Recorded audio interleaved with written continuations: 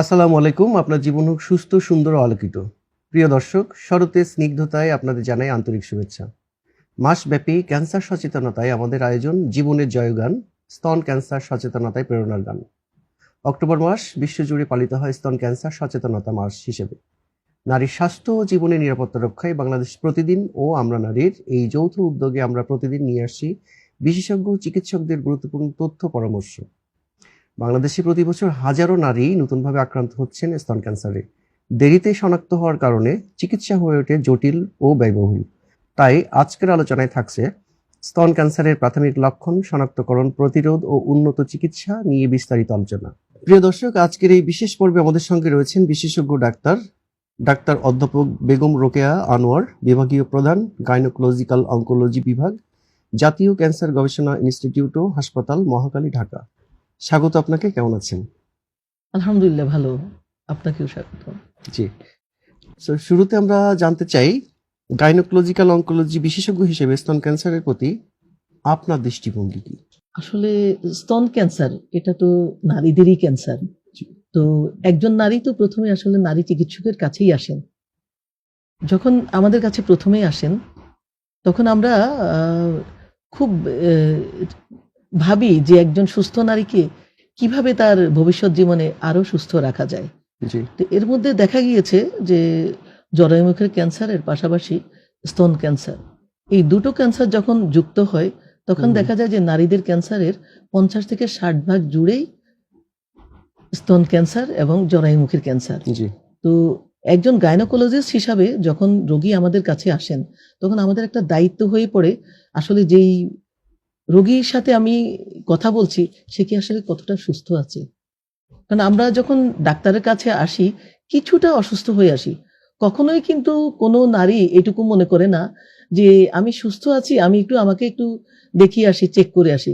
Health checkup যেটা আমরা বলি। হ্যাঁ, এই জি। জিনিসটা ওদের মাথার মধ্যেই আসে না। হয়তো কোনো একটা সামান্য কারণে আসে।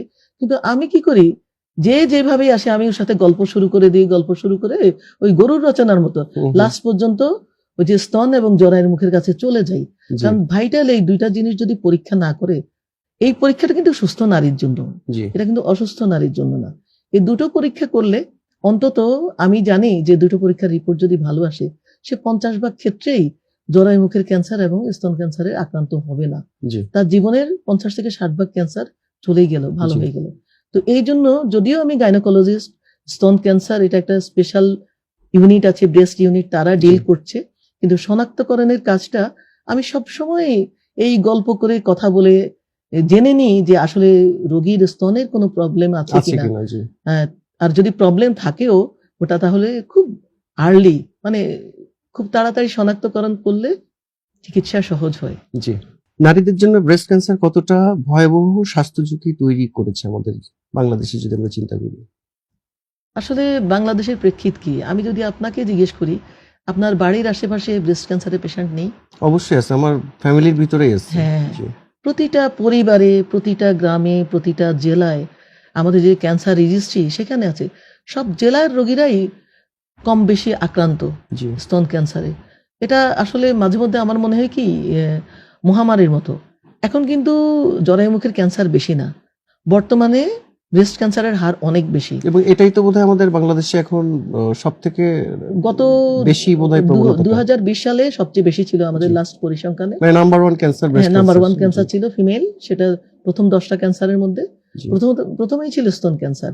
সেটা ধরুন যদি 26 থেকে 28% হয়, তার নিচে জরায়ুর মুখের ক্যান্সার সেটা 16।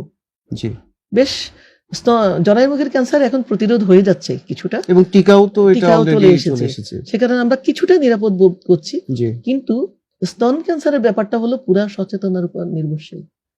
সেই জন্য এই রোগটি প্রতিরোধ করার জন্য আমরা প্রতিনিয়ত যারা গাইনোকোলজিস্ট বা যারা সার্জিক্যাল অনকোলজিস্ট আছেন সবাই মিলে আমরা সব দেশে, বিশ্বের সকল দেশেই আমরা চেষ্টা করছি প্রতিরোধ করার জন্য। আসলে গাইনোকোলজিক্যাল ক্যান্সার ও ব্রেস্ট ক্যান্সারের মধ্যে কোনো মিল বা যোগসূত্র আছে কিনা? প্রথম যোগসূত্র এটা নারীদের ক্যান্সার। তারপর দ্বিতীয় হলো আগে যেটা আমরা ভাবতে পারতাম না সেটা এখন কিছু জেনেটিক কারণ, মানে জিনগত কারণে, পারিবারিক কারণে ব্রেস্ট ক্যান্সার হচ্ছে। সেই ব্রেস্ট ক্যান্সারের রোগীদের সাথে সাথে ডিম্বাশয়ের ক্যান্সারও হচ্ছে। দেখা যাচ্ছে যারা ব্রেস্ট ক্যান্সারে আক্রান্ত হচ্ছে ভবিষ্যতে তারা ডিম্বাশয়ের ক্যান্সার কিংবা জরায়ুর ভেতরের ক্যান্সার, যেটাকে আমরা আচ্ছা। জরায়ুর মুখ না এন্ডোমেট্রিয়াল ক্যান্সার বলি, সেই ক্যান্সারে আক্রান্ত হচ্ছে। তো সেই জন্য ব্রেস্ট ক্যান্সারের সাথে মহিলাদের অন্যান্য যোনিপথের যেসব ক্যান্সার জি বা জরায়ুর ক্যান্সার সব খুবই ভালো একটা সম্পর্ক আছে। জি যদিও আমরা পার্সেন্টেজ হিসাবে যদি মনে করি এটা 20 থেকে 40 ভাগ, কিন্তু আমার কাছে মনে হয় এই 20 থেকে 40 ভাগ অনেক বড় যদি আমরা প্রতিরোধ করতে পারি। জি আজকের দিনে কেন ব্রেস্ট ক্যান্সার সচেতনতা এত গুরুত্বপূর্ণ? আজকের দিনে এটা এত গুরুত্বপূর্ণ এই কারণে, এই রোগটি কিন্তু প্রতিরোধ করা যায়। রোগ হওয়ার আগে থেকে আমি যদি সচেতন থাকি, রোগটি প্রতিরোধ করা যায়। এতে একজন নারী নিজে সুস্থ থাকে, তার পরিবার সুস্থ থাকে, তার সোসাইটি সমাজ সুস্থ থাকে। এবং আমাদের বাংলাদেশ একটা লো রিসোর্স কান্ট্রি, জি তাই না? এখানে সরকারের যদি রিসোর্স আমি একটা ব্রেস্ট ক্যান্সারের রোগীর বাঁচিয়ে দিতে পারি, সেই রেডিয়েশন কিংবা সেই চিকিৎসা সরকার কিন্তু অন্য রোগীকে দিতে পারে। জি আমার দরকার প্রতিরোধ। আমি নারীদের যদি প্রতিরোধে এগিয়ে আসি, জি তাহলে নারীরা যদি সুস্থ থাকে, সুস্থ পরিবার হবে, সুস্থ সমাজ হবে। আর অন্যদিকে সেই যে ব্যয়টা, সেই ব্যয় আমি অন্য রোগীর কাছে দিতে পারি। যেমন লাং ক্যান্সার, আমরা হুম। খুব যদি চেষ্টাও করি প্রতিরোধ করা যায় না, অথচ এই লাং ক্যান্সারের রোগীর কিমোথেরাপি, রেডিওথেরাপি প্রচুর প্রয়োজন। তো এই যে আমি ডাইভারশনটা, এই পোষানো পেশেন্ট যদি আমাদের সুস্থ থাকে, তাহলে তাদের চিকিৎসার যেই অংশটুকু মানে সেই অংশ আমি অল্টারনেটিভলি আমরা অন্য অন্যদেরকে দিতে ডিজিজে পারবো। আমরা এই কম্পেনসেটটা করতে পারি। করতে পারি মানে যাদের গভর্নমেন্টের প্রয়োজন, থেকেও এটা করা নিড সম্ভব। বেসড আর কি। জি যার যত প্রয়োজন। জি লাং ক্যান্সারের রোগী ধরেন আপনি প্রতিরোধী করতে পারবেন না, জি আসলো পেশেন্ট থাকলো, তারপর সে মৃত্যুবরণ করলো, জি। এইটুকুই। বাংলাদেশে ব্রেস্ট ক্যান্সারের হার আমরা যদি এই মুহূর্তে চিন্তা করি কিরকম, মানে ইন জেনারেল? একটু এক এক বছর এক এক রকম, তার হুম। মধ্যে এটা আসলে বেশিরভাগই 25 থেকে 27 ভাগ এরকমই চলছে। আচ্ছা এটা কিন্তু অনেক, আপনি পার্সেন্টেজ হিসাবে যদি চিন্তা করেন কম না, মনে ইটস হবে। হিউজ। বাট আমার যদি 20 কোটি নারীর মধ্যে 10 কোটি নারী যদি মহিলা হয়, 20 কোটি পুরুষ মহিলার মধ্যে, সেই 10 কোটির মধ্যে হিসাব করলে অনেক অনেক অনেক এই সংখ্যাটা। জি আমরা যেহেতু অনেক হাইলি পপুলেটেড একটা কান্ট্রি, জি সেই কারণে আমাদের এই সংখ্যাটা পার্সেন্টেজ হিসাব না করে হাজারে হাজারে হয়ে গেল এখন। জি। প্রাথমিক পর্যায়ে স্তন ক্যান্সারের সবচেয়ে সাধারণ সংকেতগুলা বা সিমটমগুলা কিরকম? সবসময় যে একেবারে টিপিক্যাল সিমটম বা লক্ষণ নিয়ে আসে তা কিন্তু না। জি তো কিছু সময় যেটা বললাম যে একটা চাকা অনুভূতি হবে, জি বললো যে আমার আলুর মতো ছোট একটা চাকা জি নড়াচড়া করছে, অনেকদিন থেকে দেখছি। আবার অনেক সময় দেখা যায় যে নিপলটা থাকে, জি। নিপল রিট্রাকশন বলি, জি টান খেয়ে নিপলটা ভিতরে চলে যায়। জি সে হয়তো বললো যে না ব্যথা হচ্ছে না, কিন্তু আমার জি স্তনের যে বোটাটা ভিতরে ঢুকে গিয়েছে। জি। আবার বোটা থেকে কষ যেতে পারে, রক্ত যেতে পারে, সেটা অনেক সময় লক্ষণ, কিন্তু জি। অনেক সময় দেরি করে আসে এগুলি। জি প্রাথমিক অবস্থায় বেশিরভাগ রোগী দেখা যায় যে একটা চাকা নিয়ে আমাদের কাছে আসে, অথবা ইনসিডেন্টালি ব্যথা নিয়ে বলছে, আমি তখন হয়তো রোগী পর্যবেক্ষণ করার পরে দেখলাম যে না ওখানে ছোট একটা চাকাও আছে। জি তো বেশিরভাগ ক্ষেত্রে ওরা কোনো কিছু নিঃসরণ হয় কিনা, হুম সেখানে পুষ যেতে পারে, রক্ত যেতে পারে, জি। তারপরে দুধের মতো সাদা পানি যেতে পারে। আর অনেক সময় চাকার সাথে পুরো স্তনটা শক্ত হয়ে যায় পুরাটা, জি সেটাও আর একটা লক্ষণ। জি। রোগীরা সাধারণত কোন পর্যায়ে এসে, আপনি তো অ্যাজ এ গাইনোকোলজিস্ট, কোন পর্যায়ে এসে রোগীরা আপনাদের কাছে আসে বা শরণাপন্ন হন? এটা আসলে আমাদের সাউথ এশিয়ান রিজিয়নের জন্য একটা দুর্ভাগ্য আর কি। এই কন্টিনেন্টে যে পেশেন্টরা, তারা দুর্ভাগ্যবশত স্টেজ 3-4-এই আসে বেশিরভাগ সময়। যখন অ্যাসিমটোমেটিক থাকে, লক্ষণহীন থাকে, জি সেটাকে আমরা আর্লি ক্যান্সার বলি, জি সেই লক্ষণহীন সময়ে বেশিরভাগ রোগীই আসেন না। তবে একটা বিরাট একটা বিপ্লব ঘটে যাচ্ছে, জি যেটা হচ্ছে আল্ট্রাসোনোগ্রাম। জি এখন গ্রামে গঞ্জে সব জায়গায় আল্ট্রাসোনোগ্রাম আছে, এবং কিছু কিছু জায়গায় বেশ দক্ষ সোনোলজিস্টও আছেন। জি তারা ব্রেস্টে যখন আল্ট্রাসোনোগ্রাম করেন, রোগ অনেক ক্ষেত্রেই আগে শনাক্ত করা সম্ভব। জি আমরা যখন কোনো রোগী ব্যথা নিয়েও আসি, ইভেন শুধু মেন্টাল স্যাটিসফ্যাকশনের জন্য, তাকে অনেক সময় বলি যে ঠিক আছে তুমি আল্ট্রাসোনোগ্রাম করে আসো। তো দেখা যায় যে প্রাথমিকভাবে আল্ট্রাসোনোগ্রাম করলে যেই লাম্প আমার হাতে হয়তো আসতো না, খুবই ছোট জি গুঁড়ো, চালের গুঁড়ির মতো, জি। দানার মতো ছোট দানাদার, হয়তো হাতে আসতে পারতো না, সেটা সোনোলজিস্ট শনাক্ত করতে পারে। জি তো এটা একটা যে শনাক্তকরণের জন্য, যদিও ওরা অনেক লেটে আসে, কিন্তু কিছু কিছু গ্রুপ আছে তারা খুব সচেতন থাকে, জি, আলট্রাসোনোগ্রাম করে অন্তত ডায়াগনোসিসটা আগে হতে পারে আর কি। জি, এটাতে ক্ষতি তো নাই, জি, আলট্রাসোনোগ্রামের কোনো সাইড সাইড ইফেক্ট ইফেক্ট নাই। নেই। জি, সেটাই, এটাও একটা তথ্য আমরা জানলাম হ্যাঁ, যে আল্ট্রাসোনোগ্রাফির কোনো সাইড সাইড ইফেক্ট ইফেক্ট নেই। নাই, জি। অ্যাটলিস্ট ক্ষতি করবে না। নারীরা ঘরে বসে কিভাবে সহজ কিছু সেলফ চেক বা সেলফ ব্রেস্ট এক্সামিনেশন আমরা যেটাকে বলি সেটা করতে পারি? সেটাই, এটা আমি মনে করি কি, একজন নারীর জন্য এটা আপনার সবচেয়ে গুরুত্বপূর্ণ প্রশ্ন আজকে দিনের। আচ্ছা, ঠিক আছে, জি, এবং ঘরে বসেই তারা জানবে তারা কিভাবে করবে। হুম, তো এটার জন্য আমরা সাধারণত দুই ভাগে ভাগ করি, যে মেনোপজ হওয়ার পরে মাসিক বন্ধ হওয়ার পর একরকম, আর যার মাসিক আছে তার একরকম। আচ্ছা, আমরা বলি কি, আপনার যখন মাসিক হবে আপনি মাসিকের ওই সপ্তাহটাকে পছন্দ করে নেবেন।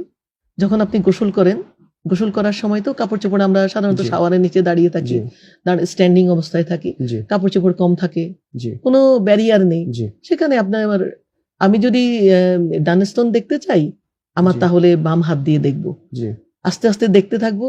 এতে তখন যেহেতু কাপড় থাকে না, প্লাস শাওয়ার একটু পিচ্ছিল জায়গা, আমরা বলি যে আপনি সর্পিল আকারে হুম, হুম, একটু সার্কুলার ওয়েতে দেখতে দেখতে জি। দেখতে দেখতে এদিকে যাবেন, বগলের নিচে গিয়ে শেষ করবেন এই জায়গাটা, আবার অন্য হাতে অ্যান্টি ক্লকওয়াইজ। অ্যান্টি ক্লকওয়াইজ জি, দেখতে দেখতে যাবে। এই পদ্ধতিতে প্রতি মাসে যদি প্রতি মাসিকের সময় সে দেখতে থাকে, ধারণা করা হয় মিস হওয়ার কথা না। জি। এটা তাদের জন্য খুবই গুরুত্বপূর্ণ তথ্য, যে শুধু ঘরে বসে নিজে যদি এইভাবে পরীক্ষা এই করে চেকআপটা নিজে হ্যাঁ, নিজেই যদি আমরা করতে পারি। প্রতি মাসে করে, জি, তার হাতে যদি কোনো চাকা লাগে, সে অতি দ্রুত একজন বিশেষজ্ঞ ডাক্তারের কাছে যে আলট্রাসোনোগ্রাম বা পরবর্তীতে যা যা লাগে করে, সে কিন্তু শনাক্তকরণটা খুবই তাড়াতাড়ি হয়ে যাবে। জি, এটা কিন্তু বেশিরভাগ সময় আমরা যে মনে করি ক্যান্সার হয়, ক্যান্সার কিন্তু না, বেনাইন কেওজও হতে পারে, জি, নর্মাল লাম্প হতে পারে, জি, এটা ফেলে দিলে রোগী ভালো থাকে। জি, সবসময় কিন্তু ক্যান্সার হয় না, আসলে জি, বেনাইনে বেশি আসে। জি। ব্রেস্ট ক্যান্সার শনাক্তের জন্য বর্তমানে সবচেয়ে কার্যকর ডায়াগনোসিস কোনটি? কার্যকর ডায়াগনোসিস যেটা রোগ নির্ণয় পদ্ধতি, জি, রোগ নির্ণয় পদ্ধতির মধ্যে আমরা দুটো পদ্ধতিকে খুব বেশি ভালোভাবে নিই, যেটা হলো আলট্রাসোনোগ্রাম অফ দ্য অলরেডি আপনি বলেছেন। বলে জি, জি, ফেলেছি। জি, এরপরে হলো ম্যামোগ্রাম, জি, খুবই ইম্পর্টেন্ট। যে একজন নারী যখন তার 30 বছর পার হয়ে যায়, হুম, হুম, 35-এ অ্যাটেইন করে, জি, আমরা তখন সবাইকে বলি যে আপনি ভালো থাকলেও একটা ম্যামোগ্রাম করবেন, সুস্থ জি, নারী হলেও ম্যামোগ্রামটা করে নেবেন। হুম, যদিও হুম, কিছুটা রেডিয়েশনের ঝুঁকি আছে, তারপরেও উনি যদি মনে করেন যে উনি ম্যামোগ্রাম করবেন না, আলট্রাসোনোগ্রাম করবেন, সেটাও করতে পারেন। কিন্তু যখন একটা চাকা হয়ে যায়, জি, তখন আসলে ম্যামোগ্রাম করে নেয়াই যুক্তিযুক্ত আর কি। জি, আর অন্য পদ্ধতি যেটা আছে, আমরা একটা, সবাই কিন্তু আজকাল এত সচেতন, বলবে কি, আসছি আপনি আমাকে পেট সিটি দিচ্ছেন না কেন, হুম, হুম, হোল বডি স্ক্যান। জি, হোল বডি স্ক্যান করলে যে কোনো জায়গার যে কোনো ক্যান্সার অনেক আগেই শনাক্ত হয়। তো রোগীরা কি করে, দেশে বিদেশে যেতে যেতে এই পরীক্ষাটির নাম জেনে যায়। তবে আমরা ইনিশিয়ালি পেট সিটি করি না। কখনো রোগীর যদি স্তনের ক্যান্সার হয়ে যায়, চিকিৎসা হয়ে যায়, নতুন করে আবার সেই জায়গায় কোষ হচ্ছে কিনা, হুম, ক্যান্সার হুম। তৈরি হচ্ছে কিনা, রেকারেন্স কেসে, তখন আমরা পেট সিটির ইউজটা বেশি করি। পেট সিটি স্ক্যান এটা বাংলাদেশে আমাদের অ্যাভেলেবিলিটি কিরকম? একটু দাম বেশি কিন্তু অ্যাভেলেবল। আপনি হয়তো জেনে থাকবেন, বাংলাদেশ সরকারের নিউক্লিয়ার মেডিসিন, জি, যেটা আমরা বলি ইনস্টিটিউট অফ নিউক্লিয়ার মেডিসিন, জি, ইনমাস, অনেকগুলি ইনমাস আছে যেখানে পেট সিটি করা হয়। বর্তমানে 33,000 থেকে 35,000 টাকা দামে, যেটা কর্পোরেট হসপিটালের চেয়ে 50% কমে। কর্পোরেট আচ্ছা, হসপিটাল এখন 70,000 নিচ্ছে, বা 80,000 আরো। হুম, হুম। আমাদের সরকার এটা 33 থেকে 35,000 টাকায় মানে সরকারি অলমোস্ট নিয়মে, আমরা হিসাব করলে অর্ধেক দামে অর্ধেক পাচ্ছি। দামে। এটা হুম, হুম, বাংলাদেশ মেডিকেল ইউনিভার্সিটিতে আছে, জি, মহাখালী ক্যান্সার হাসপাতালের পাশে মহাখালী ইনমাস, জি, তারপরে সোহরাওয়ার্দী হাসপাতালে আছে, সব মেডিকেল কলেজে অ্যাভেলেবল, জি। বেশিরভাগ মেডিকেল কলেজে। আপনি কাজ করছেন আমরা জানি যে জাতীয় ক্যান্সার গবেষণা ইনস্টিটিউট, যেটা আমাদের মহাখালী, ঢাকা। আপনি আমরা রেকর্ডিং এর আগে একটু কথা বলছিলেন যে 10 টাকায় 110 আহ, এরকম একটা কথা বলছিলেন। এটা একটু আমরা শুনবো গল্পটা। আসলে এটা একটা বিশাল ব্যাপার, যেটা হলো কি, গণপ্রজাতন্ত্রী বাংলাদেশ সরকার 2005 সাল থেকে জরায়ুর মুখের ক্যান্সার আর স্তন ক্যান্সারের একটা প্রকল্প তৈরি করে, সেই প্রকল্প শনাক্তকরণ প্রকল্প। হুম, হুম, তো এই প্রকল্প করার পরে বাংলাদেশ সরকারের যতগুলি মেডিকেল কলেজ আছে, হুম, সব মেডিকেল কলেজে ওই যে ভায়া পরীক্ষার মাধ্যমে জি। জরায়ুমুখের ক্যান্সার নির্ণয় করা হয়। একই সাথে একই সিটিং এ তখন ব্রেস্ট স্তন ক্যান্সার। ক্যান্সারের চিকিৎসাটা আমরা দিই, মানে শনাক্তকরণটা করে থাকি। জি, সেটা আমাদের নার্সেসরা করেন। আমাদের সিস্টার যারা আছেন, নার্স জি। সিস্টার, ওনারা করেন। তবে এই করার জন্য আমরা জাতীয় ক্যান্সার গবেষণা ইনস্টিটিউট হাসপাতালে আমাদের একটা রুম আছে, 110 110 নাম্বার রুম। জি। তো আমরা বলি কি 10 টাকা 110, আচ্ছা। কেউ যদি জাস্ট 10 টাকার একটা টিকিট করে ফেলে, সে এখানে এসে হেলথ এডুকেশন পাবে, হুম, হুম, কাউন্সিলিং পাবে, সেখানে জ্বরের মুখের ক্যান্সার শনাক্তকরণের যে প্যাপ টেস্ট, জি। ভিআইএ টেস্ট, তারপর 2000 টাকা দিয়ে এইচপিভি ডিএনএ টেস্ট জি। সেটা পাবে। তার সাথে একই সাথে আমরা স্তন ক্যান্সার শনাক্তকরণ করে দিচ্ছি। জি। তো প্রতি বছর দেখা যায় এইভাবে আমাদের কাছে প্রায় 1200 থেকে 1400 রোগী জ্বরের মুখ ক্যান্সার এবং স্তন ক্যান্সার শনাক্ত করার জন্য আসে। জি। আবার এদের এই পরীক্ষা নিরীক্ষা করার পরে আমরা আমাদের যে সিনিয়র স্টাফ নার্সরা থাকেন, তারা এদেরকে কাউন্সিলিং করে দেন যে চাকা থাকলে সে কোথায় যাবে, হুম, হুম, আর চাকা না থাকলে কত বছর পর পর জি। আসবে। মানে রীতিমতো একটা ভালো pre counselling, post counselling, health education আমাদের ওই রুমটাতে হয়ে থাকে। এখনো আমরা মনে করুন যে কোনো রোগী আমাদের এখান থেকে ফেরত যেতে পারবে না, সে আচ্ছা, যখনই আচ্ছা। আসুক।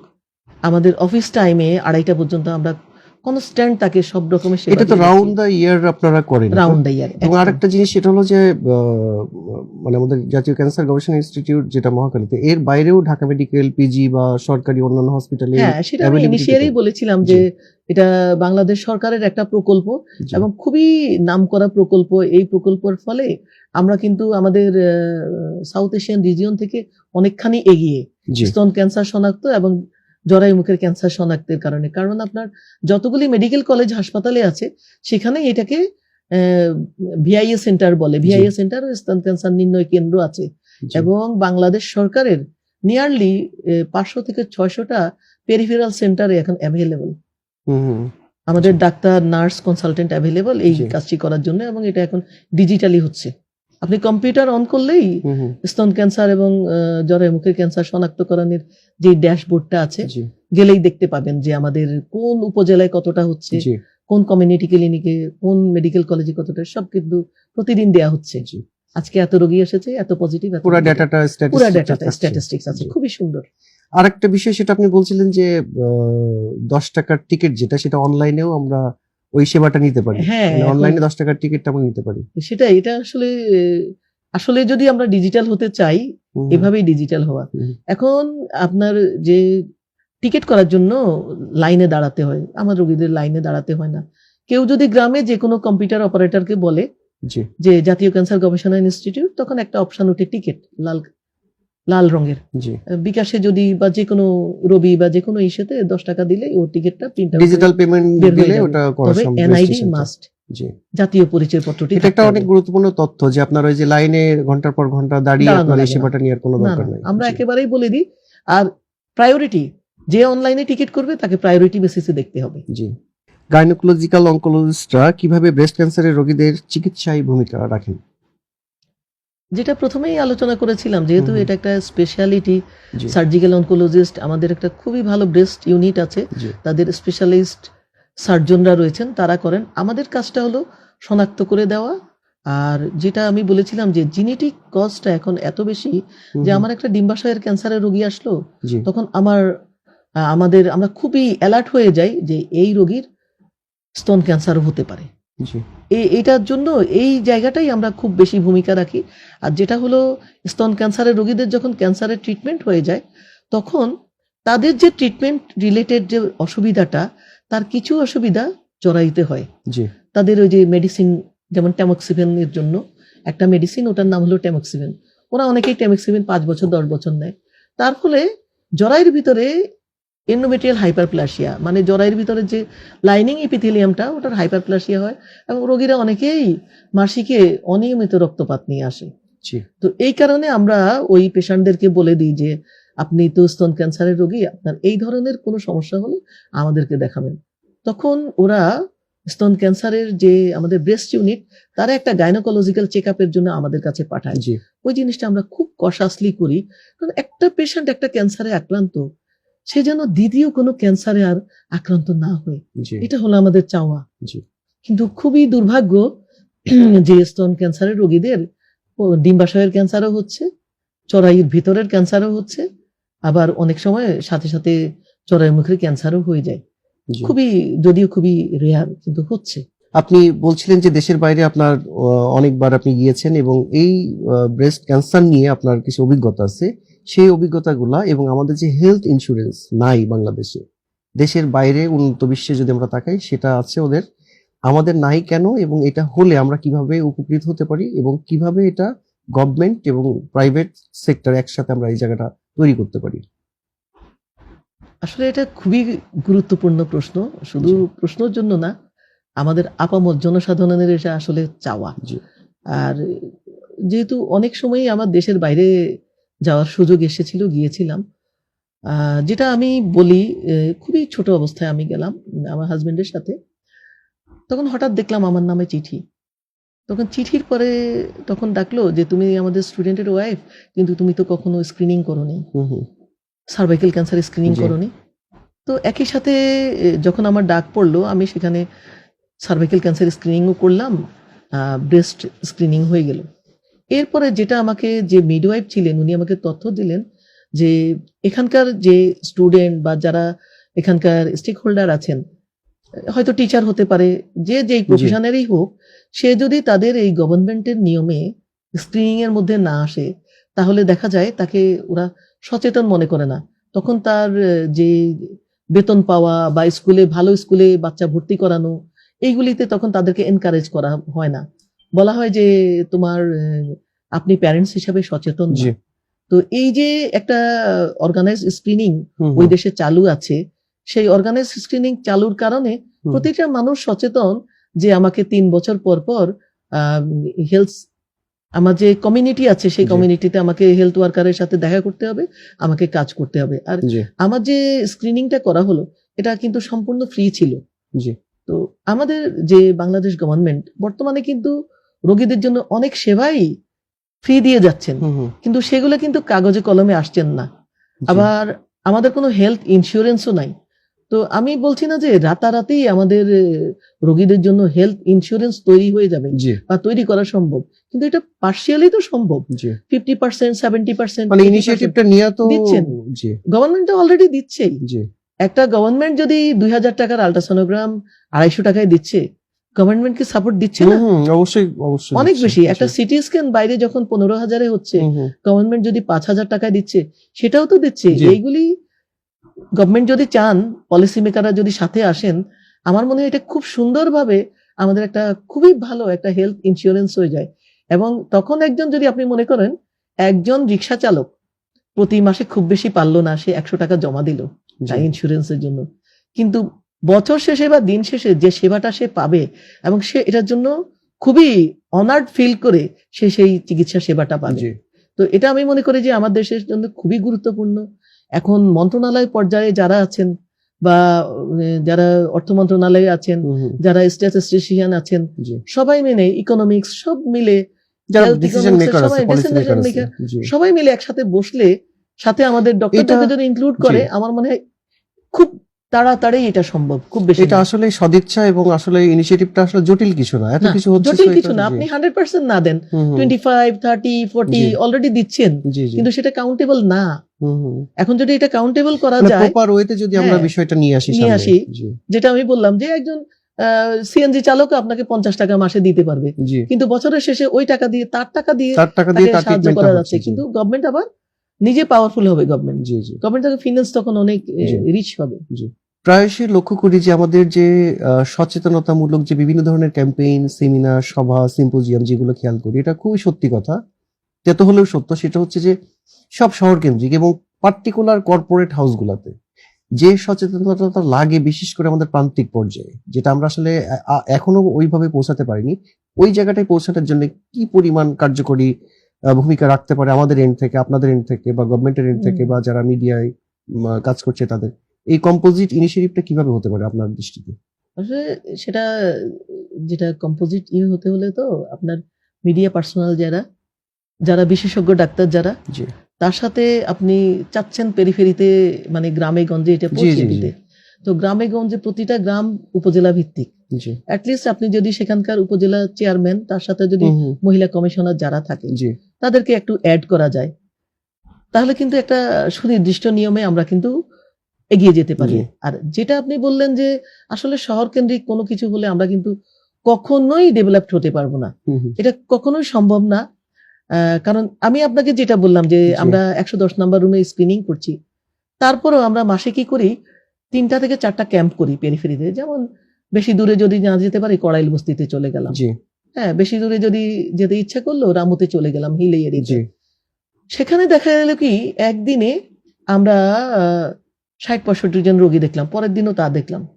তাতে দেখা গেল কি আমি ঢাকাতে 1 মাসে যে পজিটিভ কেস পাইনি, সেই রামুতে আমি 2 দিনে সেই পজিটিভ কেস পেয়ে গেলাম। ব্রেস্ট পেলাম, জলের মুখের ক্যান্সার জি। পেলাম, তারপরে আমি ডিম্বাশয়ের ক্যান্সার পেলাম।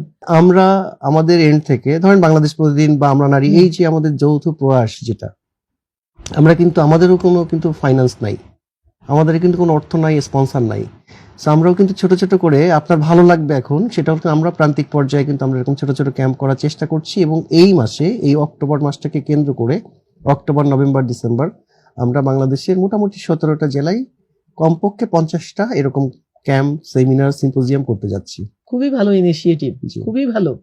আমার খুব ভালো লাগলো। আসলে সবাই মিলে যদি আমরা কাঁধে কাঁধ মিলিয়ে কাজ না করি, তাহলে এই মহামারী রোগ আসলে দূর করা সম্ভব না। জি। সব লেভেল থেকে পার্টিসিপেশন লাগবে। জি।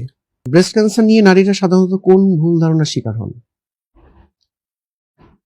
কিছু তাদের চিন্তা ভাবনা থাকে যে আমার বাচ্চাকে আমি ব্রেস্ট ফিড দিচ্ছি, এতে আমার যেটা হয় কি ব্রেস্ট ফিডিং আমরা বলি ক্যান্সার কম হয়, কিন্তু তাদের ধারণা ব্রেস্ট ফিডিং এর ফলে তাদের হয়তো কসমেটিক পারপাসটা ভালো হচ্ছে না।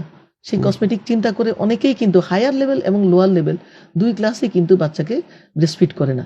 আবার অনেক সময় হলো কি তারা ভাবে যে ক্যান্সার তো ক্যান্সার, ক্যান্সার হলে আমার ব্যথা হবে। তো এই যে একটা ভুল ধারণা, আসলে যখন ম্যাস্টালজিয়া বা ব্যথা হয় তখন কিন্তু ক্যান্সারের সংখ্যা বেশি না। জি। যখন ব্যথাহীন মানে একদম লক্ষণহীন ভাবে যেটা হয়, চাকা হয়, জি। সেটা কিন্তু ক্যান্সার।